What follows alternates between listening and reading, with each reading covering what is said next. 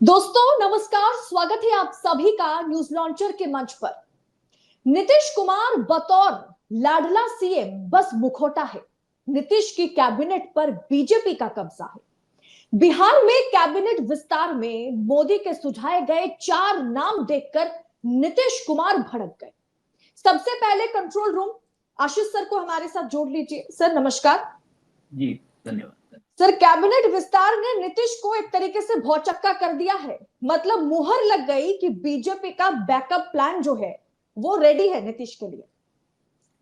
अदिति, भौचक्का तो कल ही कर दिया था। अब आज एक्सटेंशन इस स्टोरी की, इस कहानी का एक्सटेंशन है जो अंदर की खबर आई है। अंदर से खबर है जो कल से हम लोग चला रहे थे कि ये जो कुछ भी हुआ है नीतीश के लिए सामान्य नहीं, असहज कर देने वाला है।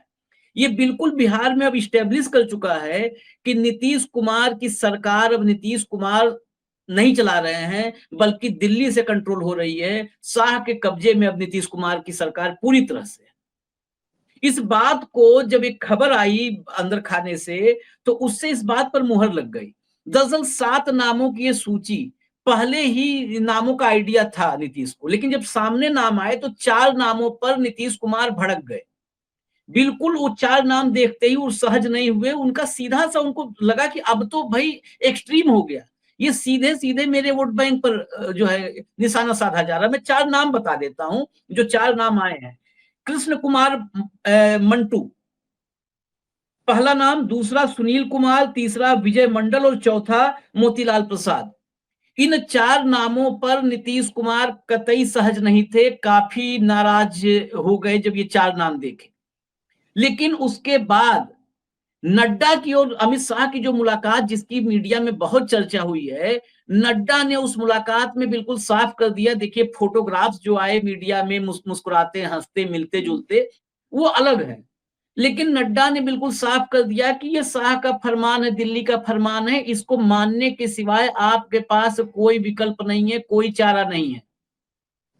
यहां तक कि आप समझ लीजिए कि इस निर्णय के बाद एक विधायक, जेडीयू के विधायक ने यहां तक बयान, आज बयान आप चेक करिएगा तो बयान है कि अगर अब नीतीश कुमार के सुपुत्र जो हैं वो जेडीयू में नहीं शामिल होते हैं तो जेडीयू खत्म हो जाएगी, यानी पार्टी खत्म हो जाएगी। हालांकि वो थोड़ा बड़बोले विधायक हैं, लेकिन कई बार बड़ा स्ट्रेट फॉरवर्ड, जो लोग बाकी विधायक जो बातें नहीं बोलते हैं वो बोल जाते हैं। मंडल साहब उन्होंने सीधा बोल दिया कि अगर निशांत नहीं आते हैं जेडीयू में तो पार्टी खत्म हो जाएगी।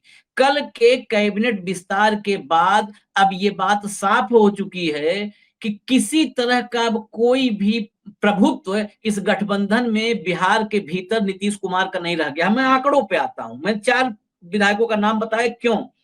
पहला नाम कृष्ण कुमार है मंटू, ये कुर्मी हैं, ये कल से सब लोग बता रहे हैं, लेकिन ये कृष्ण कुमार मंटू वही हैं जो अभी आपको याद होगा पिछले सप्ताह ही बिहार में एक कुर्मी महासम्मेलन हुआ था।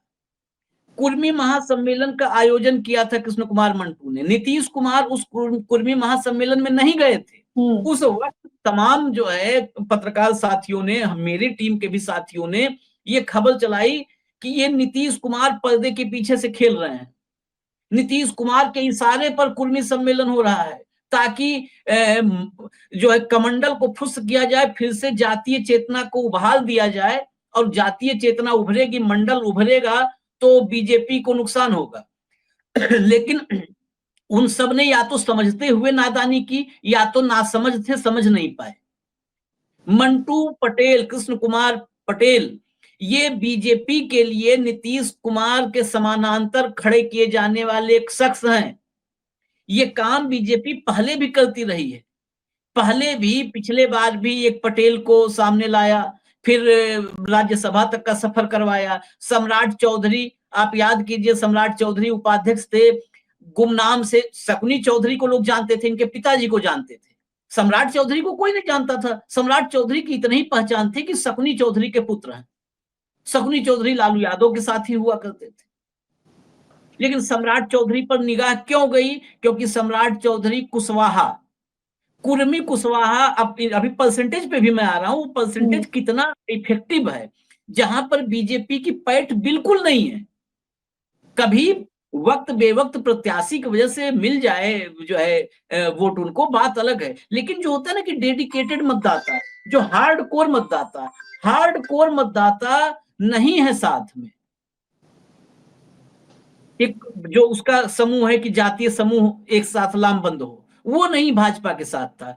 तो कृष्ण कुमार पटेल को अब आगे किया है। सम्राट चौधरी की मैं चर्चा कर रहा था, सम्राट चौधरी को बीजेपी का प्रदेश अध्यक्ष बनाया। मुझे लगता है बिहार में सबसे ताकतवर, सबसे फ्री हैंड अगर बीजेपी का प्रदेश अध्यक्ष कोई रहा तो सम्राट चौधरी रहे। हेलीकॉप्टर उनको, जब वो बिहार में प्रदेश अध्यक्ष थे भाजपा के, तो हेलीकॉप्टर से उनको बिहार भ्रमण की अनुमति मिली हुई थी। ये छूट किसी और को नहीं मिली। वो पूरे बिहार में वो जो है फेंटा बांध करके, पगड़ी बांध करके घूमे और कहे कि नीतीश को हटाए बिना दम नहीं लेंगे, पगड़ी नहीं उतारूंगा। तो उस समय कुशवाहा को खड़ा करने की कोशिश की, पहले भी कुर्मी में सेधमारी की। ये जो मंटू पटेल हैं, मंटू पटेल ने कुर्मी सम्मेलन को, मैं अब यहां से कनेक्ट कर रहा हूं, कुर्मी सम्मेलन जो हुआ, तो अब वो कुर्मी जातीय चेतना जो जगाने की कोशिश हुई, कुर्मियों को लामबंद करके उनके हित की बात करने की बात कोशिश हुई, उस समय जब 20 साल से कुर्मी मुख्यमंत्री, आप समझिए इस बात को, 20 साल से बीच का वही जीतन मांझी का कार्यकाल आप छोड़ दो छोटा सा, तो 2005 से 2025 20 साल से कुर्मी मुख्यमंत्री है बिहार में, और वहां पर कुर्मी महासम्मेलन की जरूरत पड़ती है कुर्मियों के हितों की बात उठाने के लिए। इसका मतलब सीधा सीधा है, जो भी कह रहे थे कि नीतीश के इशारे पर हो रहा है, बिल्कुल नहीं। नीतीश के उस कुर्मी ब्रांड को खत्म करने के लिए, कि नीतीश कुर्मियों के सर्वमान्य और सबसे बड़े नेता हैं, इसको डेंट करने के लिए किया गया। और जिसने किया उसको मंत्री बनाना पड़ा नीतीश कुमार को, इसलिए इस नाम पर खुश नहीं थे। अगला नाम है सुनील कुमार कुशवाहा है, कुर्मी कुशवाहा लामबंदी, ये बिहार शरीफ से विधायक हैं। कुर्मी कुशवाहा लामबंदी ये पूरी तरह से नीतीश कुमार के पीछे रही है, लगातार रही है। कुशवाहा वोट और कुर्मी वोट देखिए, कुशवाहा 4.27% कुशवाहा मतदाता है, और कुर्मी 2.87 है। यानी कुल मिलाकर के 7% से ज्यादा, 7% कुर्मी कुशवाहा 7% से ज्यादा है। ये 7% से ज्यादा मत, 7.25% ये लामबंद रहे हैं नीतीश के पीछे। अब सुनील कुमार आ गए, कुशवाहा में पहले से ही, मैंने पहले कहा सम्राट चौधरी पहला एक्सपेरिमेंट, उसके बाद उपेंद्र कुशवाहा को राज्यसभा दिया जो है भाजपा ने, उपेंद्र कुशवाहा को अपने साथ रखे हुए हैं। वो उपेंद्र कुशवाहा सिर्फ कुशवाहा मत बीजेपी के साथ जुड़ जाए, किसी तरह वो नेचुरल अलायंस कुशवाहा के साथ बनने लगे, कुशवाहा के भीतर ये फील आ जाए कि जो है भाजपा हमारी पार्टी है, वो कवायद कुशवाहा के साथ।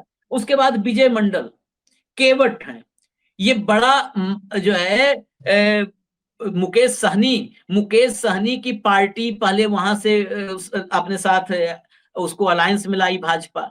उसके बाद उसके सारे विधायकों का मर्जर करवा लिया, वो खाली हो गए, शून्य पे आ गए, सबको मर्जर करवा लिया, बेचारा अकेले मुकेश सहनी को छोड़ दिया। मुकेश सहनी की स्वीकार्यता, मतलब मुकेश सहनी, अब कोई डाउट नहीं है कि बिहार में केवट मल्लाह निषाद के सबसे बड़े नेता है, सबसे बड़े नेता है वो, क्या सन ऑफ मल्लाह, तो वहां पर उनका उपनाम ही रख दिया है। अब वीआईपी के, अच्छा इसका आप वोट परसेंटेज देखिए, मल्लाह 2.7 है। मुझे लगता है कि अगर पूरी सूची नहीं है, एक बार पूरी सूची देखनी होगी कि तमाम उपजातियां जो हैं, उपजातियों वगैरह को लेकर के हो सकता है ये परसेंटेज और ऊपर हो। केवट, बिंद, निषाद, मल्लाह, तो कई उपजातियां हैं, इनको लेकर के हो सकता है परसेंटेज और ज्यादा हो। ये अच्छा, ये पूरा का पूरा स्कैटर्ड है, बिखरा हुआ है नदियों के किनारे। बिहार में तो, बिहार की तो पूरी सभ्यता नदियों के किनारे, हालांकि पूरे दुनिया में नदी के किनारे सभ्यता है, लेकिन बिहार में गंगा, कोसी, तो स्कैटर्ड हर जगह पे समान रूप से ये नदियों के किनारे जो है मल्लाह बिखरे हुए हैं, और हर विधानसभा सीट में इनका इतना वोट है कि चुनावी नतीजों पर असर डाल सकते हैं। तो विजय मंडल को, ये अररिया में सिकटी से विधायक हैं, इनको ले लिया कैबिनेट में। मोतीलाल प्रसाद, तेली ऑलरेडी कनेक्ट करते थे नरेंद्र मोदी से, लेकिन मोतीलाल प्रसाद तेली रीगा से विधायक हैं, इनको भी शामिल कर लिया। अब इन नामों पर कतई असहज नहीं थे। आपका देखो नीतीश कुमार की राजनीति कहां पर सिमटी रही, उसकी धुरी समझना होगा, कोर समझना होगा। वो कोर ईबीसी महादलित, अति पिछड़ा महादलित, ये कोर था। इस कोर के इर्द गिर्द पिछड़ा और दलित ये थे। अब मैं जातीय समीकरण आपको बताता हूं, कुशवाहा बता दिया था। तेली जो अभी मोतीलाल प्रसाद जहां से आते हैं 2.81% है तेली। भूमिहार, जीवेश मिश्रा को शपथ दिलाई गई है, भूमिहार हैं। जीवेश मिश्रा की जो जाति के कुल मतदाता 2.8% है। बिहार में कुछ क्षेत्रों में तो निर्णायक भूमिका में भूमिहार है। राजपूत 3.45% है, राजू सिंह जहां से आए हैं, और संजय सरावगी वैश्य हैं। ये तो संजय सरावगी और जीवेश मिश्रा, राजू सिंह, इसमें संजय सरावगी को शामिल करना बेसिकली अपने कोर वोटर को कंसोलिडेट करना है। कोर वोटर को, वैश्य करीब करीब हमेशा से भाजपा का सबसे समर्पित मतदाता रहा है।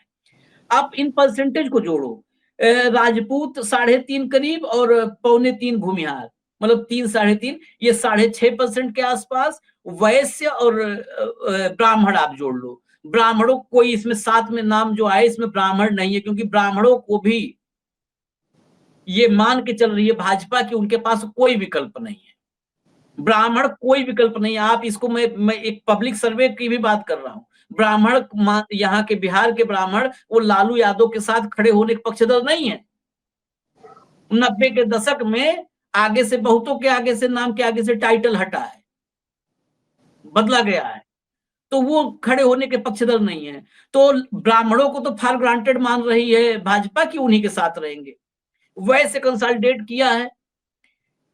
राजपूत और भूमिहार, ये दोनों क्या है तो नेचुरली भाजपा की तरफ झुकाव वाले, लेकिन इनको सत्ता में रहने का थोड़ा सा, मतलब जो सत्ता केंद्रित ये जातियां हैं, समुदाय हैं, भूमिहार और राजपूत बिहार में, ये दोनों सत्ता को चाहती हैं कि इनके इर्द गिर्द हो, इनकी मुट्ठी में हो, सत्ता में इनका प्रभाव।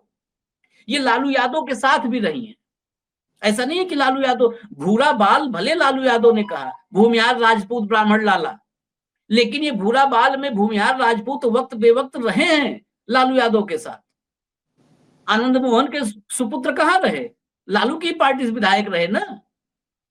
आनंद मोहन भी जेल से आने के बाद लालू यादव के पास ही करीब जाना चाहते थे, लेकिन लालू यादव के आवास में गाड़ी नहीं घुसने पाई, वही कसक रह गई। उस कसक के चक्कर में नीतीश के पास आ गए। नहीं तो जेल से आने के बाद पहला प्रयास जो था आनंद मोहन का, वो लालू यादव के पास था, उनके करीब जाना था।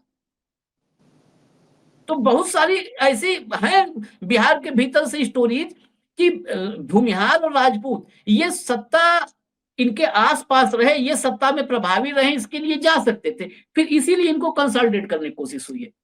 ये ओवरऑल नीतीश की राजनीति पर हम जो बात कर रहे थे, नीतीश की राजनीति पर ये सीधा प्रहार।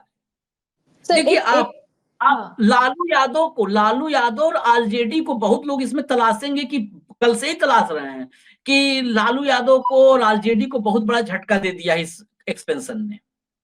मैं रत्ती भर झटका नहीं मानता हूं। क्यों? इसको भी मैं फिर आंकड़ों के जरिए समझाता हूं, तथ्यों के जरिए समझाता हूं। लालू यादव का समीकरण क्या रहा है आज तक, जो रहा है उसी पे तो मैं बात करेंगे। आपके पास जो पैसा ही नहीं है उसको, वो नुकसान हो गया। आपके खाते में 5 लाख है ही नहीं, कोई कहे 5 लाख का नुकसान हो गया। अरे अकाउंट में होता तब ना नुकसान होता। लालू यादव की राजनीति का जो कोर है, मैं कोर पे बात करता हूँ, कोर के इर्द गिर्द चीजें जुड़ती हैं तब जो है जीत और हार का फर्क तय होता है। कोर क्या है? कोर है मुस्लिम यादव, माई समीकरण। यही तो आज 90 के दशक से पत्रकार जो सतही रूप से भी अगर समझता है तो यही बोलता है ना, माई फॉर्मूला, माई समीकरण। माई समीकरण में कौन है? मुस्लिम और यादव है। मुस्लिम और यादव आज भी उसके साथ है। अगर थोड़ा बहुत उसमें डेंट करने की कोशिश भाजपा करने भी वाली थी तो भाजपा ने सरेंडर कर दिया। देखिए बड़ा गजब है ये समझने वाला। भाजपा ने 7 में एक भी यादव नहीं रखा है, जो अभी एक्सपेंशन हुआ यादव एक भी नहीं है। और बड़ा फर्क मैं बताऊं, जब आरजेडी के साथ नीतीश कुमार की महागठबंधन की सरकार चल रही थी तो 8 यादव मंत्री थे, 8। भाजपा के साथ चल रही है तो कितने हैं? 1 यादव मंत्री है, ठीक, 1 यादव मंत्री, वो भी भाजपा के कोटे से नहीं है, वो नीतीश कुमार की तरफ से उनके पुराने साथी हैं, बहुत पुराने नेता, बड़े नेता है ब्रजेंद्र यादव, वो हैं 1 मंत्री, बाकी कोई यादव मंत्री नहीं है।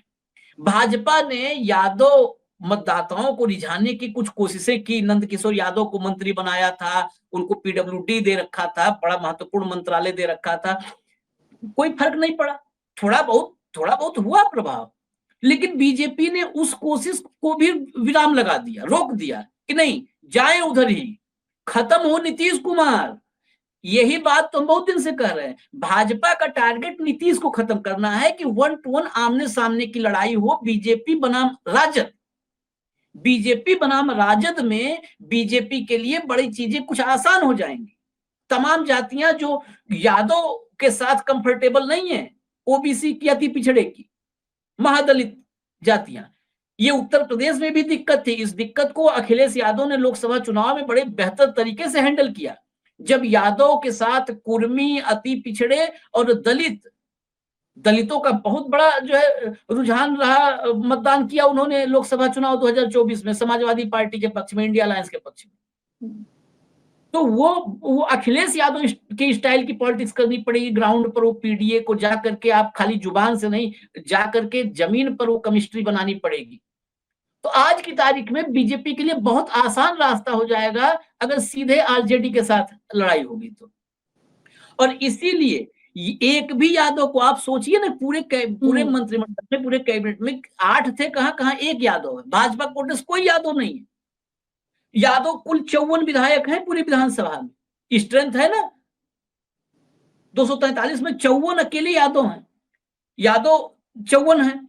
54 में आरजेडी के 35, जो 54 में से जो 54 विधायक है, 35 विधायक जो हैं वो आरजेडी के हैं, यादव विधायक, 8 भाजपा के हैं, 7 जदयू के हैं, 3 लेफ्ट के और 1 कांग्रेस का है।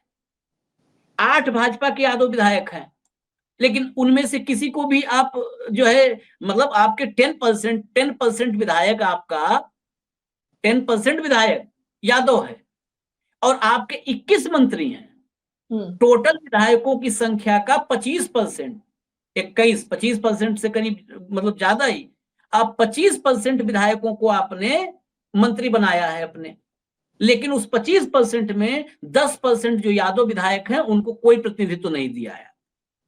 इसका मतलब आपने साफ कर दिया है कि ठीक है, यादव जाते हैं तो जाए, पूरे यादव चले जाएं आरजेडी के साथ, अगर 2-4% भटक रहे हैं तो न भटके, पूरे चले जाए, जो कार्यकर्ता हैं या किसी तरह से आर्थिक लाभ से हमसे जुड़े हैं वो जुड़े रहेंगे, बात खत्म। तो इसमें कहां बचता है कि झटका दे दिया? अरे झटका वो सरकार में होते, उनके पास उनका वोट बैंक जो है उसमें सेधमारी किए होते, 7 में 4 यादव मंत्री बना दिया होता भाजपा ने, तब होता ना कि आरजेडी के वोट बैंक पर सीधा वोट किया है। गजब का तमाशा है, सीएम ऑफिस से या दिल्ली दरबार से स्क्रिप्ट आ जाती है, पता नहीं संपादक से लेकर के और नीचे तक पत्रकार क्या करते हैं, किस एंगल से सोचते हैं।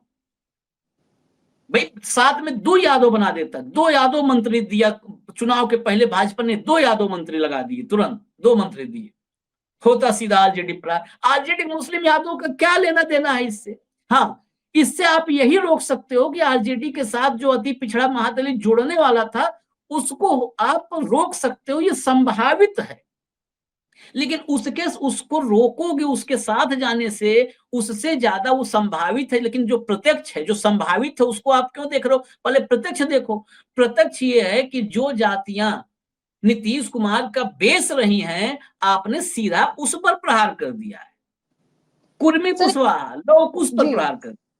हाँ सर, एक सवाल यह भी है कि जिस जातीय समीकरण को दिमाग में रखते हुए मंत्रिमंडल का इस तरीके से विस्तार किया गया, क्या आपको लगता है ये अभी का लिया गया फैसला है, या इसके लिए प्लानिंग बहुत पहले से बीजेपी कर रही थी?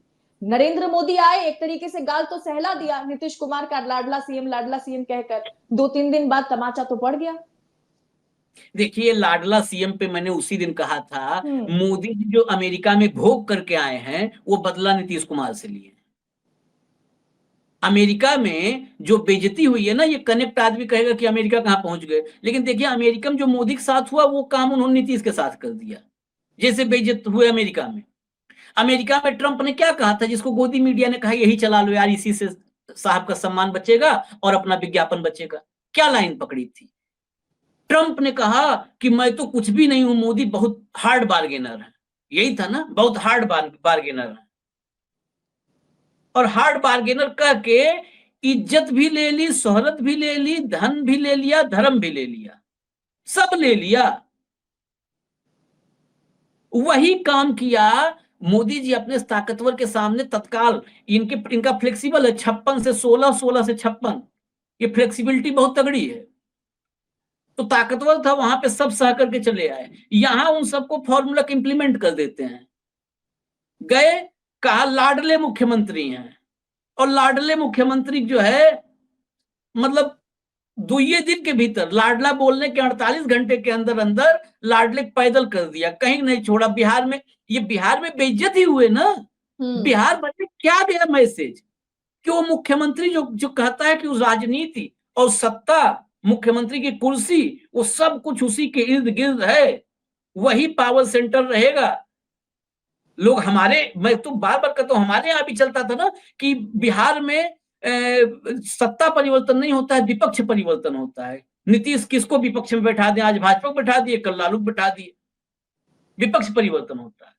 एक के बार में जो है 5 साल से 4 साल से नीतीश 40 साल पढ़ते रहे, लोग पढ़ते रहे, एक के बार में मोदी ने इलाज बांध दिया, कहीं मुंह दिखाने लायक नहीं छोड़ा कि पावर सेंटर है, सब इन्हीं के इशारे पे चलता है। 7 मंत्री 7 एक्सपेंशन में 7 आए, 2-3 कुछ नहीं, सब बीजेपी के होंगे। राजभवन तक नहीं, मुख्यमंत्री राजभवन तक नहीं गया एक्सपेंशन के लिए, कैबिनेट सचिव को भेज दिया चिट्ठी लेकर के। ये समझ लीजिए अंतर्मन की क्या व्यथा रही होगी, क्या हालत रही होगी, नीतीश कुमार के अंतर्मन की व्यथा क्या रही होगी। लेकिन कुछ नहीं, बेबसी। मैं बार बार कहता हूं, नीतीश कुमार बेबसी के उस दौर में हैं जहां पर कुछ भी नहीं कर सकते सिवाय ये बोलने के कि हम जहां हैं वहीं रहेंगे। और ये सब कुछ करने के बाद, सारी कुर्बानी, सारा त्याग करने के बाद, पार्टी को गिरवी रख देने के बाद, उसके बावजूद भी नीतीश को बार बार ये बोलना पड़ता है कि नहीं जी, हम जहां हैं वहीं रहेंगे। इतना कुर्बानी देने के बाद तो ये बोलना ही ना पड़े कि भाई साहब सब तो दे दिया आपको, आप क्यों बुलवा रहे हो, लेकिन तब भी हर तीसरे दिन बोलना पड़ता है नहीं नहीं, जहां है वहीं रहेंगे। ये है कहाँ नीतीश कुमार आज? नहीं, नीतीश कुमार कहाँ, नीतीश कुमार खत्म है। इसको कोई माने न माने, नहीं लोग मानेंगे, क्योंकि देखिए भारत की एक सबसे बड़ी, जो है सबसे बड़ी इसकी व्यथा क्या है, पीड़ा क्या है पता है? यहां हर व्यक्ति, जो लोग कहते हैं ना, बहुत सारे लोग ऐसा है जो मोदी को नहीं पसंद करते, मोदी की पॉलिसी को नहीं पसंद करते, जो मोदी की हकीकत को समझ चुके हैं कि यह देश के लिए नुकसानदेह है। ये देश की अर्थव्यवस्था, कुछ लोगों को फायदा पहुंचाने के लिए देश की अर्थव्यवस्था से लेके देश के सामाजिक ढांचे तक, आर्थिक ढांचा, सामाजिक ढांचा, सांस्कृतिक ढांचा, राजनैतिक ढांचा, सबको ढहा देंगे, सब पे बुलडोजर चला देंगे मोदी जी। ये जो लोग समझ चुके हैं, उनके साथ भी एक विडंबना है, ये भारत की विडंबना है। वो मोदी को समझ चुके हैं, लेकिन किसी न किसी को वो भी अंधभक्त है। कोई राहुल का अंधभक्त है, कोई अखिलेश का है, कोई तेजस्वी का है। और हम बार बार कहते हैं किसी का अंधभक्त नहीं बनो, आप वैचारिक समर्थक बनिए, वैचारिक समर्थक किसी के भी बनिए, आप वैचारिक गुलाम किसी के मत बनिए। वैचारिक समर्थक और वैचारिक गुलाम, ये बहुत बड़ा फर्क है। वैचारिक समर्थक हम किसी के हैं, अगर हमने देखा कि वह व्यक्ति अपने विचारों से विचलित हो रहा है, तो हम उसके विचारों के साथ नहीं खड़े होंगे। लेकिन जब वैचारिक गुलाम हम बन जाएंगे, तो हम उस व्यक्ति को ही विचार मान लेंगे। वो व्यक्ति कहीं जाए, वो कीचड़ में जाए, नाले में जाए, गंदगी में जाए, हम उसके साथ वहीं पे बंधे जाएंगे कि नहीं बहुत अच्छा कर रहा है, वो कीचड़ में गया, मास्टर स्ट्रोक मार रहा है, कीचड़ के भीतर से मास्टर स्ट्रोक अभी मारेगा।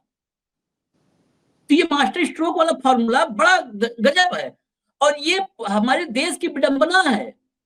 गिने चुने लोगों को छोड़ के सबके साथ है, वो किसी न किसी के साथ अंधभक्ति है उनकी। आज कहते हम लोग उस बड़े धड़े की तरफ हैं जो देश की आत्मा पर कुठाराघात कर रहा है। वो मोदी ब्रिगेड या पूरा जो ये इकोसिस्टम तैयार हुआ है मोदी का, वो इस देश की आत्मा पर चोट कर रहा है, इसलिए हम उसको कर रहे हैं। लेकिन हालात दूसरे तरफ भी हैं वैसे, वैसे ही वहां पर भी जो है वैचारिक गुलाम और अंधभक्त वहां भी हैं। उनके नेता को आप आईना दिखाइए, उनकी सच्चाई बताइए, तो वो भी गाली देने आ जाते हैं हमें। हमारा तो काम ही गाली खाना हो गया है। राहुल गांधी, कांग्रेस, तेजस्वी तो आ जाते हैं वो भी गाली देने कि नहीं मिल गए, भीतर छिपा हुआ मनुवादी है, इस आदमी के भीतर छिपा हुआ मनुवादी है। हम अंबेडकर को सुबह शाम, हम अंबेडकर को, बाबा साहब को हम चाहते हैं कि इस देश के विचारों में, इस देश के रग रग में बाबा साहब शामिल हो जाए, लेकिन कहेंगे नहीं भीतर छिपा है मनुवादी, क्योंकि उनके नेता को हमने आईना दिखा दिया। दरअसल इसीलिए मोदी के इकोसिस्टम को तोड़ नहीं पा रहा इस देश का विपक्ष, क्योंकि वो एक मोदी का बड़ा इकोसिस्टम है, उसको इसलिए नहीं तोड़ पा रहा है क्योंकि छोटा छोटा सा अंधभक्तों का इकोसिस्टम लेकर के सब के सब आह्लादित हैं, सब ग्लैड हैं, आत्ममुग्ध हैं। उनके पास छोटा सा अंधभक्तों का एक इकोसिस्टम है, उसमें सब खुश हैं। भैया हमारे बहुत संघर्ष कर रहे हैं, अब वो भैया खुश हैं, सब वो तमाम भैया लोग हैं, वो सब खुश हैं, भैया बहुत संघर्ष कर रहे हैं। भैया चाहते तो घर में बैठते, किसके लिए संघर्ष कर रहे हैं? अरे उस संघर्ष का नतीजा क्या है? वही हाल हुआ। भैया खूब पढ़ते हैं और भैया हर साल 10वीं में फेल हो जा रहे हैं, हर साल 10वीं में फेल हो जा रहे हैं। 11वीं उनका एडमिशन नहीं हो पाया आज तक 12 साल में, लेकिन भैया खूब पढ़ रहे हैं, भैया खूब मेहनत कर रहे हैं। घर में ऐसा कोई हो लड़का, घर का दुलारा हो, घर वाले कहने भैया हमारे खूब पढ़ते हैं, भैया खूब हमारे पढ़ते हैं, लेकिन भैया हर साल फेल हो जाते हैं। भैया ऐसा पढ़ाई क्या जरूरत है, पढ़ाई छोड़ दो ना भैया, क्यों जो है विद्या पर एहसान कर रहे हो? क्यों लाडला सीएम की भी कहीं ना कहीं वही स्थिति है बिहार में, लाडला सीएम की भी वही स्थिति है, लाडला सीएम की भी वही स्थिति है बिहार में। सब बड़ी विचित्र स्थिति है, इसीलिए मैं कह रहा, लेकिन कुल मिलाकर के सबकी विचित्र स्थिति में घनघोर विचित्र, भयंकर विचित्र, प्रलयंकर विचित्र वो नीतीश कुमार की स्थिति है। नीतीश कुमार खेला करते करते करते वो ऐसे हालत में हो गए कि उनको अब 12th मैन नहीं बनाया जाएगा। वो क्या खेला करेंगे? 12th मैन होता ना कि चलो फील्ड में पानी ले चले जाओ, पानी लेने लायक भी भाजपा वाले नहीं छोड़ने वाले हैं उनको, यहां तक पहुंचा दिए हैं। और ये जो 4 मंत्री जिनको नहीं शामिल करना चाहते थे, जिनका नाम देख करके उनको लग गया था कि अभी तो सीधा हम पे अटैक है, तब भी बेबसी में नड्डा साहब आए थे, सुना दिया कि करना तो है ही, आप कोशिश करो, नाराजगी करो, अपने घर में बैठ के करो। जाएगा कैबिनेट सचिव दे के आएगा, एक्सपेंशन में नहीं जाओगे तो भी एक्सपेंशन। शपथ तो राज्यपाल को दिलवाना है, आरिफ साहब दिलवा देंगे शपथ। आप बता देना कि तबीयत खराब थी, आप नहीं बताओगे तो हम ही लोग बाहर बता देंगे तबीयत खराब है, मुख्यमंत्री स्वास्थ्य लाभ कर रहे हैं। यही है हालत कुल मिला के। अदिति जी सर, बहुत बहुत शुक्रिया हमारे साथ जुड़ने के लिए, धन्यवाद। यानी कभी आरजेडी के साथ तो कभी बीजेपी के साथ खेला करने वाले के साथ जब खुद खेला हो जाए तो स्थिति क्या बनती है, वो नीतीश को देखकर अच्छे से हर कोई आज समझ रहे होंगे। फिलहाल इस पूरे विषय पर आपकी राय क्या है? कि आपको भी लगता है कि इसकी तैयारी में बीजेपी काफी समय से जुटी हुई थी कि नीतीश का पूरी तरीके से सफाया वो कर सके? क्या उस राह पर बीजेपी सफल हो पा रही है? आप अपनी राय कमेंट बॉक्स में हमारे साथ साझा जरूर कीजिएगा और ऐसी तमाम खबरों को पड़ताल के साथ और एनालिसिस के साथ पाने के लिए द न्यूज लॉन्चर के साथ बने रहिएगा। बहुत बहुत शुक्रिया आप सभी का।